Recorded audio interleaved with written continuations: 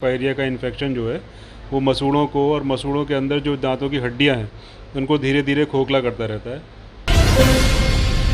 जबड़ा है और जो दांत हैं उनकी अच्छे से एक्सरसाइज या मसाज नहीं हो पाती।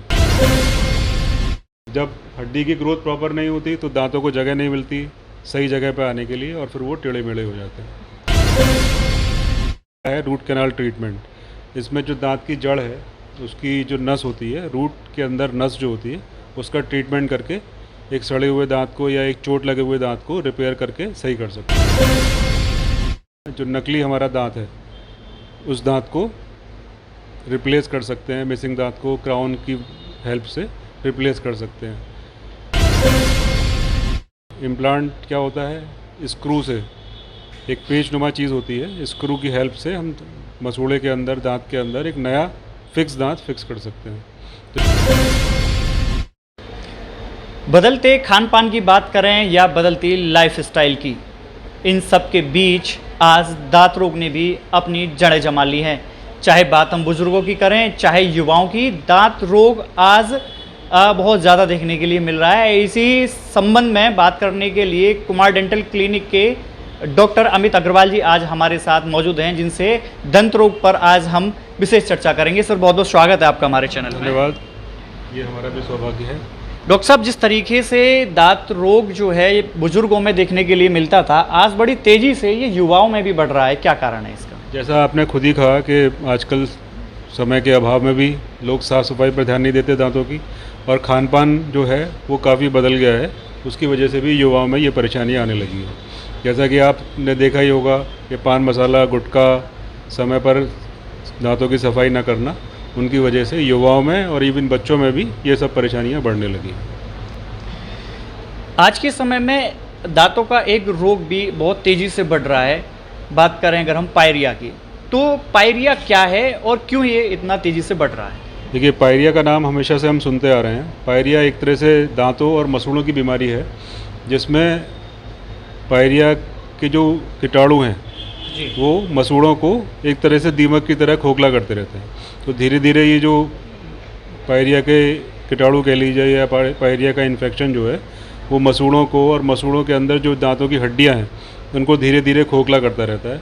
और फिर अगर समय पर इसका इलाज ना किया जाए तो दांत हमारे हिलने लगते हैं, उनमें बदबू आने लगती है, और ज़्यादा सीवियर कंडीशन में पस का डिस्चार्ज या खून आना भी एक कॉमन समस्या है। इसी सबको पायरिया कहते हैं। अब इसका ट्रीटमेंट समय रहते तो यही है कि अपने डॉक्टर से मिलें, और एक पायरिया का ट्रीटमेंट होता है जिसे स्केलिंग या ओरल प्रोफाइलैक्सिस कहते हैं। उससे आपकी ये बीमारी सही समय पर अगर इलाज मिल जाए तो ख़त्म हो सकती है। पायरिया का अगर ट्रीटमेंट सही समय पर लिया जाए तो इसका उपचार बड़े आराम से किया जा सकता है। सर, आज के समय में छोटे छोटे बच्चों में टेढ़े मेढ़े दांतों की एक समस्या भी एक आम होती जा रही है, इस बारे में क्या कहेंगे? फिर सब इसका भी रिलेशन आपके खान पान से ही है। जैसे आजकल हमें देखने को मिलता है कि बच्चे जो हैं हेल्दी फूड्स नहीं ले रहे हैं।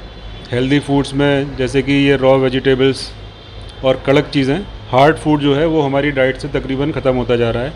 तो जो हमारा जबड़ा है और जो दांत हैं उनकी अच्छे से एक्सरसाइज या मसाज नहीं हो पाती।